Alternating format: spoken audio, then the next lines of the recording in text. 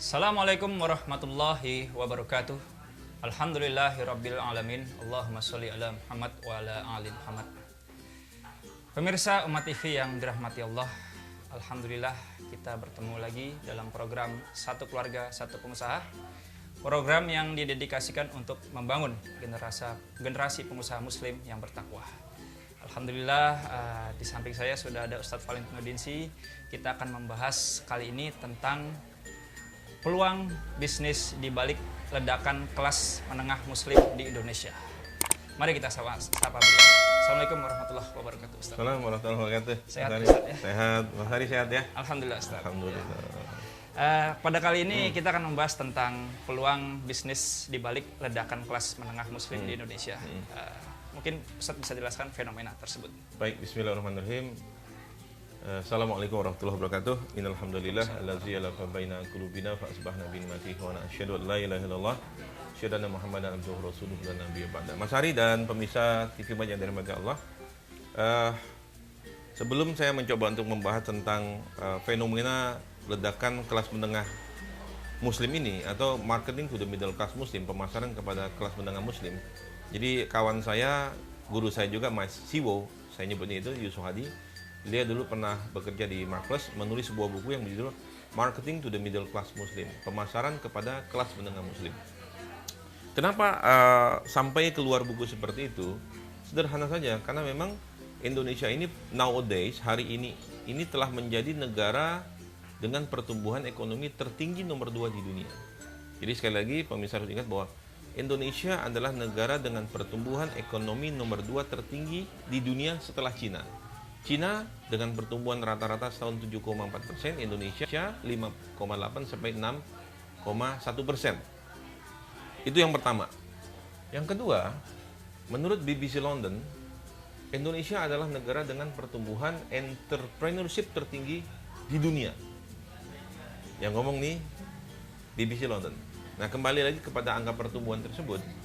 Menurut data dari BBC, kemudian dari World Bank, dari Ernst & Young, dari PricewaterhouseCoopers, dan beberapa lembaga pemeringkat nasional lainnya, internasional lainnya mengatakan bahwa Indonesia hari ini berada pada urutan negara nomor 10 di dalam negara G20. G20 atau G20 artinya apa? Negara-negara dengan kapitalisasi atau pertumbuhan ekonomi yang paling kaya di dunia. Jadi Indonesia berada pada urutan nomor 10 negara terkaya di dunia.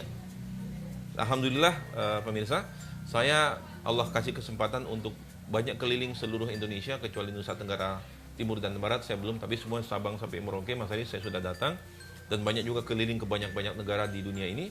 Dan memang saya mencoba untuk membandingkan betapa kaya Indonesia. Itu hanya satu negara yang semisal dengan Indonesia, itu Brazil. Kita punya iklim yang sama, kaya yang sama. Jadi negara ini tidak heran bahwa negara ini sangat kaya. Dan begitu banyak negara-negara asing ingin masuk ke Indonesia. Dan kalau kita lihat hari ini Mas Hari, di mobil-mobil di jalanan kita lihat bagaimana berseliweran mobil-mobil yang tidak pernah kita lihat dulu. Dulu kita tidak pernah mendengar namanya Lamborghini. Kita tidak pernah tahu ada yang namanya Jaguar. Kita tidak pernah tahu namanya ada Rolls Royce yang harganya sampai 20-30 miliar satu mobil itu.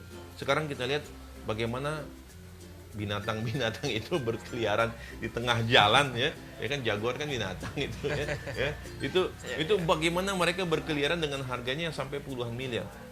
Dan peluang ini sesungguhnya orang-orang barat melihat dengan jumlah penduduk 247 juta lebih, Indonesia menjadi pasar yang sangat besar, pasar yang sangat potensial bagi semua produsen dunia ingin masuk ke Indonesia. Dan harus kita ketahui bahwa sekarang Indonesia ini begitu makmurnya, ya, begitu kayanya, dan menurut data terakhir yang saya baca, jumlah orang kaya baru di Indonesia setiap tahun bertambah sebanyak 2 sampai 2,7 juta orang. Jadi setiap tahun itu ada 2 sampai 2,7 juta orang kaya baru di Indonesia. Jumlahnya sampai hari ini sudah lebih dari 30 juta orang kaya di Indonesia. Kelas menengah disebut dengan middle class muslim. Dan kita tahu we are almost Muslim country. Kita adalah negara yang kebanyakan adalah muslim. Jadi ketika orang kaya itu bertambah, pastilah bisa dipastikan bahwa sebagian besar pertumbuhan orang kaya itu adalah orang kaya yang muslim. Cuma sayang sekali, bertumbuhnya jumlah orang kaya muslim tidak diiringi dengan tumbuhnya pengusaha-pengusaha muslim. Sehingga yang bisa menikmati kekayaan pertumbuhan orang-orang Islam ini, kekayaan pertumbuhan kelas menengah Islam ini adalah orang-orang, mohon maaf ya, non-muslim dan orang-orang serta orang-orang asing yang siap masuk ke Indonesia pada tahun 2015 ini. Jadi begitu menyedihkannya kita. Tapi ya lepas dari itu semua bahwa adanya middle class muslim, kelas menengah muslim ini sangat luar biasa. Dan itulah mengapa saya dari gerakan Satu Keluarga Satu Pengusaha, dari Majelis Taklim Indonesia itu saya kampanye terus. Saya kampanye itu supaya apa? Satu keluarga satu pengusaha, satu keluarga satu pengusaha, satu keluarga satu pengusaha. Supaya kita sadar ketika pertumbuhan ekonomi ini, pertumbuhan kekayaan ini, ya orang Islam dong yang harus ngambil, jangan orang asing, orang Islam. Nah, ketika pertumbuhan bisnis itu tumbuh, disinilah begitu terbuka peluang-peluang bisnis yang besar bagi umat Islam untuk mengambil peran ekonomi itu, Mas Hari. Baik, Ustaz. Seperti yang kita ketahui ya Ustaz ya, terkait dengan ledakan kelas menengah tersebut, kita melihat juga bisnis-bisnis kaum muslimin seperti hotel syariah, fashion muslim ya, dan lain sebagainya itu menjamur Ustaz. Bagaimana seperti itu Ustaz? Iya, jadi begini, ketika ekonomi tumbuh ya, maka perut sudah terpenuhi, pendidikan terjamin, maka mulai orang mencari Tuhan. Jadi orang mencari Tuhan itu ada dua situasi. Satu, miskin banget, susah banget, ya. Dia cari Tuhan.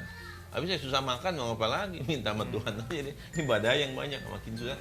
Atau ketika tumbuh, betul. Dan ketika urusan perut sudah beres, urusan pendidik sudah beres, gaya hidup sudah terpenuhi, maka mereka mencari Tuhan. Itulah sebabnya kenapa kelas-kelas menengah muslim itu, kalau tadi Mas Hari sebutkan, setidaknya ada beberapa jenis bisnis yang pertumbuhannya menjadi besar, menjadi pesat karena bertumbuhnya kelas menengah muslim ini. Kalau kita lihat umroh ya pertama, terutama umroh.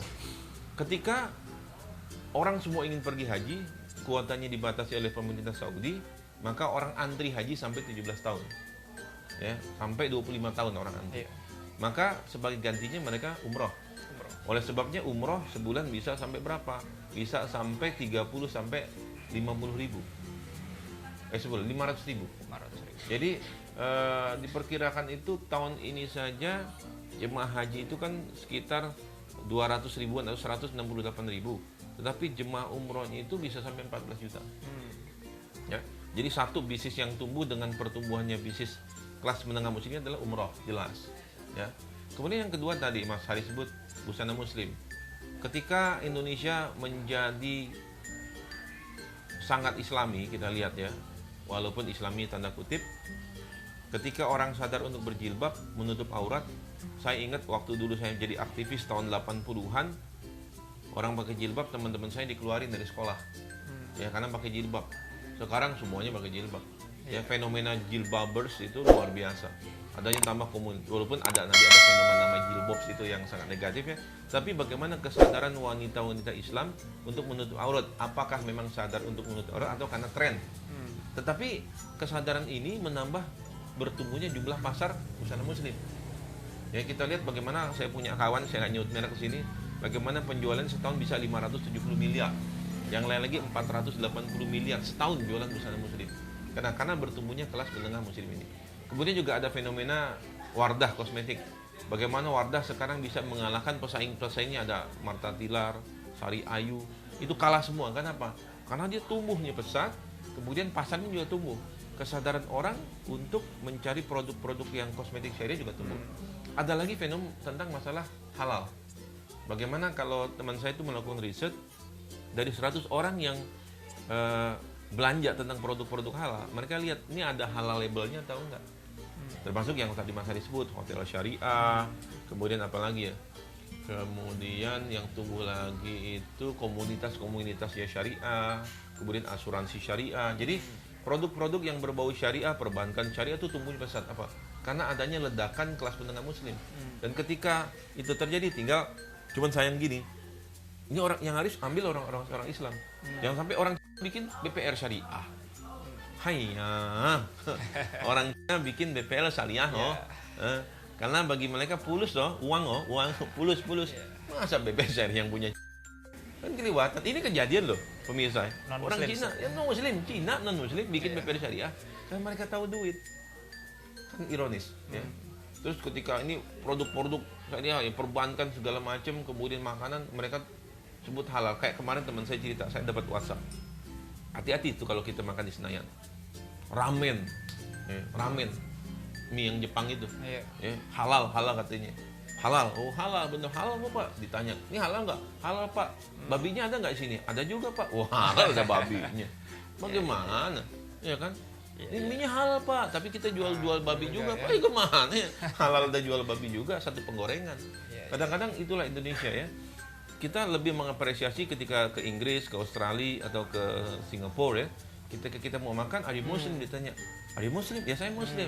Sorry, kami tidak jual produk ini untuk Anda. Karena kami menyediakan juga, tapi apakah Anda keberatan kami memasaknya dalam satu penggorengan? Jadi babi goreng, cek haram. Goreng mie juga, sayur, satu penggorengan juga, ya babi juga. Jadi itulah ironis di Indonesia. Tapi inilah saya pikir kita dalam masyarakat yang sedang belajar, sedang tumbuh. Ya saya minta teman-teman pemirsa di rumah ini, yuk kita ngambil peran itu. Jadi ini mengambil peran bisnis itu fardu kifayah kita. Kalau kita nggak ambil, ya diambil sama orang kafir. Ya makanya ini lah pentingnya gerakan satu keluarga satu pengusaha yang saya gagas, saya kampanyekan supaya di rumah ente semua ada satu pengusaha. Kalau ada pengusaha, insya Allah di negara ini kita pimpin lagi, insya Allah. Terkait dengan MEA Ustadz tahun 2015 ini. Ya, nanti akhir 2015. Ya, akhir 2015 ya. Jadi saya dapat kabar juga Ustadz, jadi negara lain ya, khususnya Thailand tuh ribuan orang Thailand sedang belajar bahasa Indonesia untuk mengambil ceruk pasar bisnis di Indonesia ini. Nah, persiapan kita nih yang umat Islam Indonesia sendiri, apa yang harus kita lakukan? Udahlah, pemerintah nggak siap, udah. Kan dulu saya pernah cerita, ya, nih ngeluarin lagi nih deh, ya. Ceritain lagi, ya, nih, tuh, keren, Samsung terbaru, S5. Dulu waktu saya beli, ya, saya bawa pulang ke rumah. Dulu saya udah punya 2 handphone, saya bilang, Mi, cakep gak Mi? Cakep. Beli handphone mulu, marah dia. Dia marah. Saya beli handphone lagi. Jangan marah dulu, saya bilang. Ini harganya tahu nggak berapa? Saya bilang 8,8 juta. Ya, waktu itu 8,8 juta. Mengamuk dia. Jangan marah dulu, saya bilang. Handphone ini kagak beli di toko. Saya beli di belakang rumah kita tuh, di Ciracas, di kantor, belakang kantor. Yang jual orang pakai tas. Nggak bisa bahasa Indonesia, nggak bisa bahasa Inggris. How much? Berapa? 1,7. Jadi harganya 8,8 juta, dia jual 1,7. Satu ya, saya bilang. 1,5. 1,3. Satu ya. Bayar nih 1, saya kasih duitnya. 1,3. 1. Saya bayar 1,1 juta. Dari 8,8 juta. Ya Samsung Cina, gitu kan. Tapi yang lihat bukan itunya pemirsa ya, bukan Samsungnya.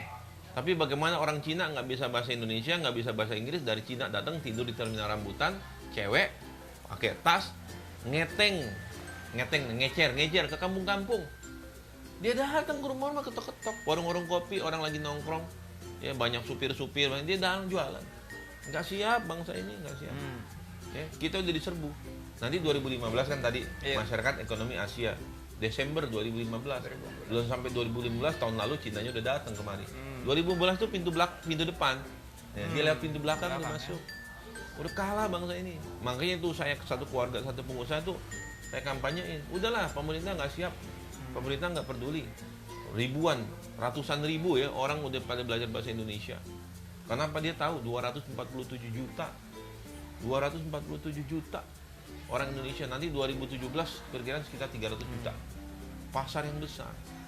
Nah kita nggak siap untuk itu. Ya sudahlah, biarin itu kerjaan pemerintah, kita nggak usah pusing sama pemerintah. Sekarang pemerintah juga lagi ribut, lagi susah nyusun kami, kita juga susah, gitu kan. Lagi merah putih sama apa, pelangi lagi rame-rame. Udah kita nggak usah mikirin itu. Kita mikirin dakwah aja, kita mikirin dagang, kita didik umat kita untuk jadi pengusaha, satu keluarga satu pengusaha. Insya Allah kalau kita lakukan itu, ya kita nggak ada pemerintah juga hidup. Ya. Nah ini semangat ini, spirit ini. Kita minta pertolongan sama Allah aja Mas Hari. Nggak usah kita peduli pemerintah. Jadi kalau pemerintah nggak dukung terus kita marah, nggak perlu. Kita minta sama Allah aja. Kita bagi kita cukup Allah, hasbunallah wa ni'mal wakil, ni'mal maula wa ni'man nasir. Cukup Allah aja. Insya Allah siapa saja yang berpegang kepada Allah, hidupnya akan Allah cukupkan. Wa may yattaqillah yaj'al lahu makhraja wa yarzuqhu min haitsu la yahtasib. Barang siapa bertakwa kepada Allah, Allah akan berikan dia jalan keluar dari seluruh masalahnya, dan Allah berikan rezeki dari tempat yang nggak pernah dia sangka-sangka. Jadi tetap kita Allah aja pegang kita. Terakhir Ustadz, barangkali Ustadz bisa memberikan closing pesan-pesan pada pemirsa terkait dengan tema kita kali ini, ledakan kelas menengah Muslim Indonesia. Iya, ini umat Islam ini jangan sampai kita ketinggalan ya, bahwa kita bangsa kita makin maju, bangsa kita makin kaya, bangsa kita makin berkembang. Orang asing nyerbu ingin jualan di sini karena dia lihat potensi bisnisnya, potensi peluangnya. Jangan sampai peluang itu diambil oleh orang-orang asing, orang-orang Malaysia, oleh orang-orang Thailand, orang-orang Vietnam. Datang kemari semuanya. Semua itu akan menjadi kenyataan kalau kita nggak peduli. Semua itu akan menjadi kenyataan kalau kita tidak mau tahu. Tapi kalau selama kita punya spirit untuk menegakkan kalimat Allah, kita berbisnis adalah mencari Allah, bukan cari untung, bukan. Saya bilang bisnis itu cari Allah dulu. Sebab kalau kita cari Allah, nanti Allah yang bantu kita. Tapi kalau kita cari untung, belum tentu kita dapat untung. Ya, tapi kalau kita cari Allah dan kita bangun ini kewajiban fardu kifayah kita untuk menjadi pengusaha. Saya cuma bisa nyeru, bisa ngasih contoh, mempraktekkan. Saya minta ente juga ikutin saya. Ikutin saya untuk mencetak satu keluarga, satu pengusaha. Di keluarga rumah tangga kita, di rumah kita harus ada satu orang pengusaha yang kita buat dia sukses. Sehingga kita bisa memberikan masa depan yang lebih baik kepada anak cucu kita. Menjadi seorang pengusaha, satu keluarga, satu pengusaha berarti menjalankan kewajiban kifayah kita terhadap agama kita. Menjadikan gerakan satu keluarga, satu pengusaha ini adalah bagian dari kifayah kita, berarti kita telah memberikan masa depan yang lebih baik kepada anak cucu kita. Dan insya Allah, kalau kita memberikan masa depan yang lebih baik kepada anak cucu kita, nanti anak kita tidak akan pernah lupa membacakan doa kepada kita, kepada nanti kalau kita udah mati nih. Jadi cicit kita, cucu kita, anak kita terus ke bawah tuh ngirimin doa kita. Kenapa? Disebabkan karena kita, anak cucu kita lebih makmur. Disebabkan kita satu keluarga, satu pengusaha, anak cucu kita lebih sejahtera. Tapi kalau kita susah, anak cucu kita pasti lebih susah lagi. Ya, sebab sekarang ini zaman lebih susah. Dan hanya entrepreneurship, hanya gerakan satu keluarga, satu pengusaha, hanya wirausaha yang bisa mengeluarkan umat Islam ini dari kemiskinan. Gagalnya gerakan ini adalah gagalnya gerakan membangkitkan ekonomi umat Islam. Saya cuman dengan teman-teman di Majelis Ta'lim Madrasah cuma menggerakkan bagaimana mengajak antum semua, para ayah bunda, orang tua, nenek kakek, untuk mendidik anak kita, mendidik cucu kita, mendidik cicit kita jadi pengusaha. Kan dengan itulah bisa mendekatkan kita kepada kebahagiaan, kesejahteraan, kemakmuran, dan paling penting, saya doakan semuanya, pemirsa di rumah, saya doakan semua yang pernah mendengar saya, bertemu dengan saya atau melalui televisi ini, antum semua, termasuk saya, Mas Hari, Allah jadikan kita semua orang yang sukses. Amin. Allah jadikan kita orang yang kaya. Amin. Tapi tambah kaya, tambah soleh, tambah kaya, tambah takwa, tambah kaya, tambah dekat sama Allah Subhanahu Wa Taala. Dan seharusnya bisnis itu mendekatkan diri kita kepada Allah Subhanahu Wa Taala. Dan harusnya bisnis itu bisa memasukkan kita ke dalam surganya Allah Subhanahu Wa Taala. Begitu Mas Hari. Terima kasih Ustaz. Demikianlah pemirsa Mat TV, paparan kewirausahaan Muslim dari Ustadz Valentin Dinsi dengan tema peluang bisnis di balik ledakan kelas menengah Muslim di Indonesia. Semoga bermanfaat bagi pemirsa sekalian, khususnya bagi para calon pengusaha dan pengusaha di Indonesia ini. Kami ucapkan terima kasih pada Ustadz Valentin Dinsi, jazakumullah khairan katsiran. Salam satu keluarga, satu pengusaha. Assalamualaikum warahmatullahi wabarakatuh. Assalamualaikum. Terima kasih.